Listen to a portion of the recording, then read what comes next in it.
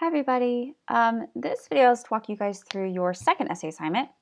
So you guys have written an argument essay which did not require any research, but it did identify a specific topic and stance. And really what you're going to do in this one is pretty simple.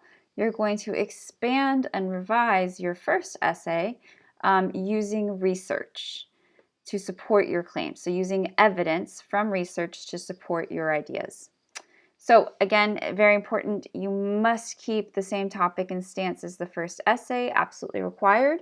In this essay, you are going to be required to have at least 3 sources in your essay, and it's really important. One of these has to be an in-person interview. Now that could be an email, that could be a phone call, that could be physically in person, but you do need to have an actual interview with someone who has some expertise on this subject matter. So that could be somebody in the field, it could be somebody who has experience with the field.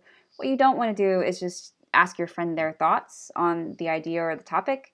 While interesting, that's not really like a credible research source that you want to have. So think about, professors, think about doctors, think about people in an industry or police officers or lawyers or whoever it is that you might ask just a few questions about a certain topic, whatever your topic might be. So this essay needs to be 4 to 5 pages in length and is due on Sunday, July 11th by 11:59 p.m. Again, as usual, MLA required, check for plagiarism, and make sure you're meeting the minimum page length. Again, keep the same topic and stance as essay 1.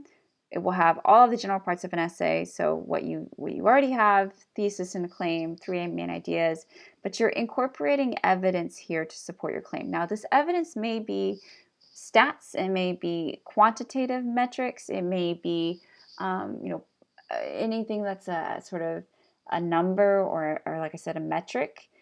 It can also be qualitative, so it could be something like an example or an anecdotal piece of evidence. So something like a news story, which supports your claim. Or what you don't want to do is just base it on personal experience. So say, for example, you're going to argue that we should lower the drinking age to 18.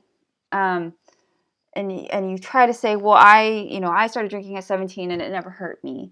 That's not evidence. That's not research. That's not something that's really going to support your claim. So you need to choose something. You need to choose evidence that is published. You need to choose evidence that is based in, credible source material that will help support your ideas. And again, the goal of this is to back up your ideas. So your first essay was really your argument. It was your thoughts, your ideas about why something should or shouldn't be a certain way. And what you're doing by adding in research is proving that concept by adding credible source material that supports that idea. So if I told you that, I thought chocolate ice cream was the healthiest ice cream for whatever reason, you might agree with me, you might not. But if I came in and I said, well, here is my, from my friend who is from this published scientist who does health studies for the government. By this research study, it says that chocolate ice cream has 3 times more vitamins than vanilla ice cream. Therefore, I'm correct. That is what published research does. That's what it helps support your ideas. So that's why you need to include it. And the way that you do that, there's a whole section on this later, but the way you do that is by integrating that as evidence. So usually in the form of quotes or paraphrases to help support your ideas.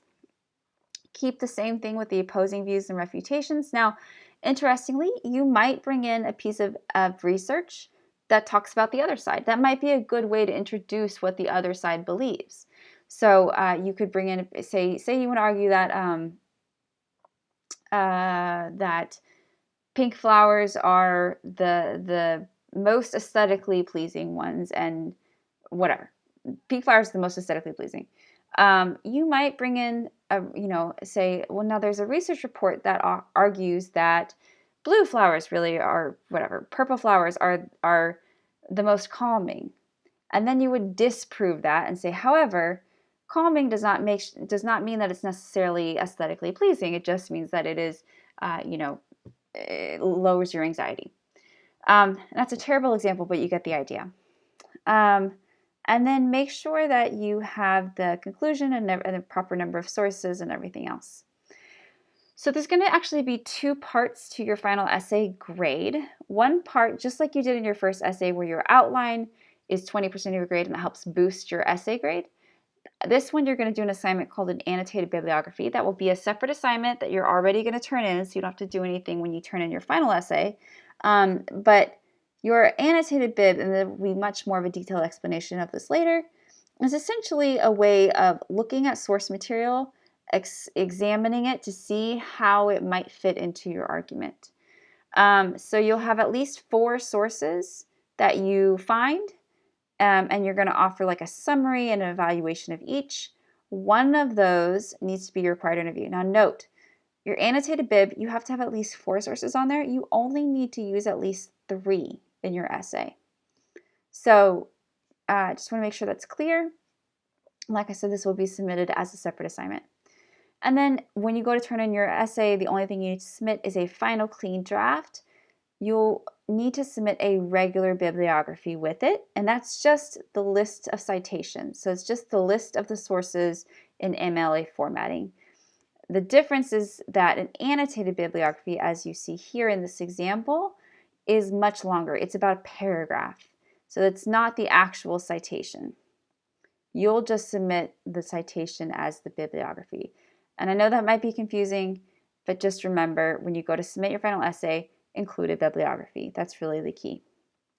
So there will be a much more detailed explanation of this later, but essentially, as you'll see, an annotated bibliography kind of has 3 parts. It has a summary, an evaluation, and then a reflection or an explanation of how you would use that source in your argument. So you summarize it first, then you evaluate how good or bad it is of a source. You think about it critically, and then you explain how it might be used in your argument. So you'll see here, for example, this is the citation, and then there's a brief summary, an evaluation of it, and then an example, and then a bit of an explanation about how it might be used in the essay. So again, that assignment will come later, but really the most important part is that your research essay needs to include 3 sources at least, one of which has to be an in-person interview, and that you do need to keep the same topic and stance as your first essay. So let me know if you have questions. Otherwise, go ahead and move on to the next assignment.